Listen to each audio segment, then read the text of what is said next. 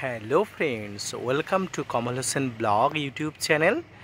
আজকে আপনাদের দেখাবো ছাদ বাগানের অন্যতম গুরুত্বপূর্ণ একটি জৈবিক খাবার, যেটি আপনার ছাদ বাগানের প্রত্যেকটি গাছে সারা বছর দিলে আপনার প্রত্যেকটি গাছ সুস্থ এবং সবল থাকবে।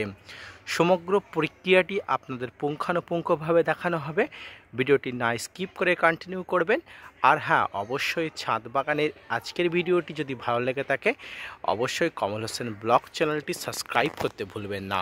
তো আপনারা দেখছেন আপনাদের প্রিয় ইউটিউব চ্যানেল কমল হোসেন ব্লগ। তো ফ্রেন্ডস, ছাদ বাগানে গাছেদের জন্য আজকের যে জৈবিক পদ্ধতিতে গাছের খাবার তৈরি হবে এবং এই খাবারটিকে অর্গানিক ফার্টিলাইজারও বলা হয়। এই অর্গানিক ফার্টিলাইজার তৈরি করতে যে যে উপকরণগুলো লাগবে সেই উপকরণগুলো এখন আপনাদের সামনে। এর মধ্যে লাগবে অ্যালোভেরা, হলুদ, চায়ের পাতা, এটি ব্যবহৃত বা অব্যবহৃত দুটোই হতে পারে, পেঁয়াজ এবং পেঁয়াজের খোসা, সর্ষের খোল এবং কলার খোসা শুকনো বা কলার খোসা সতেজ, যে কোনো কিছু। ফ্রেন্ডস, এর সঙ্গে আর যেটি লাগবে সেটি হচ্ছে এমন একটি জলের পাত্র যেটাতে 500, 1 লিটার বা 250 গ্রাম জল আপনারা রাখতে পারবেন, এরকম একটা কন্টেনার। তো আসুন এবার আমি বলি। এরকম একটা পাত্রে আপনারা 500, 1 লিটার বা 250 জল নেবেন।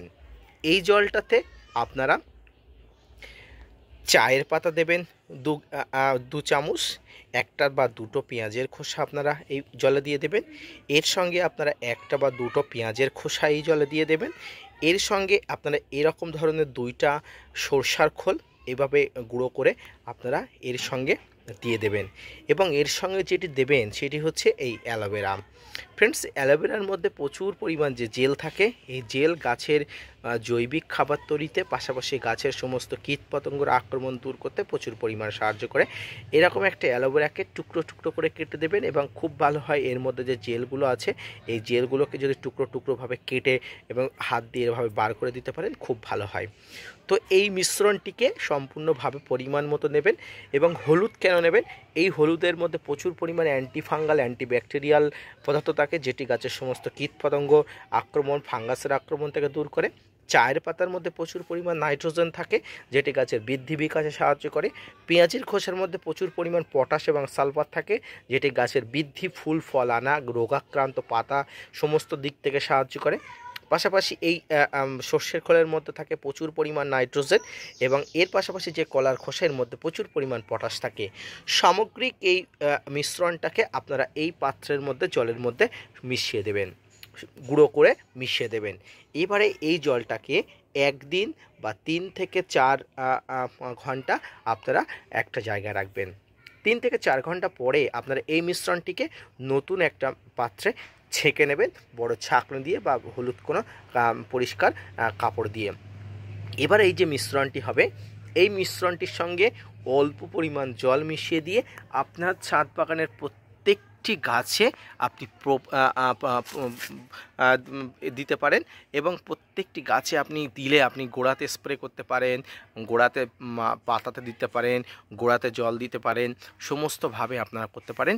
এই ফার্টিলাইজারটি এত পরিমাণ উন্নত ধরনের একটি অর্গানিক ফার্টিলাইজার, যেটি আপনার ছাদ বাগানের প্রত্যেকটি গাছকে সমগ্রভাবে রক্ষা করবে, সমগ্রভাবে বৃদ্ধি বিকাশে সহায়তা করবে।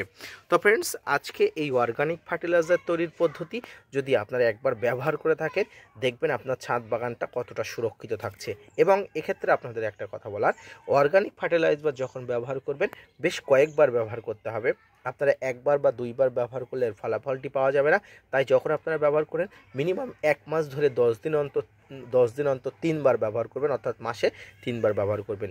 এই পদ্ধতিতে, সামগ্রিক এই পদ্ধতিতে যদি আপনার ছাদ বাগানের সমস্ত গাছকে আপনারা জৈবিক পদ্ধতিতে ব্যবহার করতে চান, এই অর্গানিক ফার্টিলাইজার একবার ব্যবহার করুন। গাছের সমস্ত রোগাক্রান্ত পাতা, রোগাক্রান্ত ডাল, ফুল ফল না আসা, ফাঙ্গাসের আক্রমণ এক নিমেষেই আপনারা দূর করতে পারবেন। তো ফ্রেন্ডস, এই পদ্ধতি আপনারা অবশ্যই ব্যবহার করুন এবং সবসময় আপনারা জৈবিক পদ্ধতি বেশি ব্যবহার করবেন। অর্গানিক পদ্ধতি ব্যবহার করলে আপনার গাছগুলো যেমন ভালো থাকে এবং আপনিও সেইখান থেকে ফল খাবেন, আপনিও সুস্থ থাকবেন। এবং রাসায়নিক ফার্টিলাইজার সবসময় এড়িয়ে চলা উচিত। যদিও আমাদের ব্যবহার করতে হয়, তবু যখন ব্যবহার করব অল্প মাত্রায়, সবসময় অর্গানিক ফার্টিলাইজার ব্যবহার করব। এবং এই উপকরণগুলো সঠিক মাত্রায় দিয়ে যে ফার্টিলাইজারের কথা বললাম সেটি অত্যন্ত শক্তিশালী এবং কার্যকারী একটি ফার্টিলাইজার, এবং আপনার ছাদ বাগানে ছোট বড় ইনডোর আউটডোর সমস্ত গাছগুলোতে আপনারা দিতে পারবেন। তো এইভাবে যদি আপনার ছাদ বাগানের প্রত্যেকটি গাছে এই জৈবিক ফার্টিলাইজার ব্যবহার করতে পারেন, অত্যন্ত ভালোভাবে কাজ হবেন।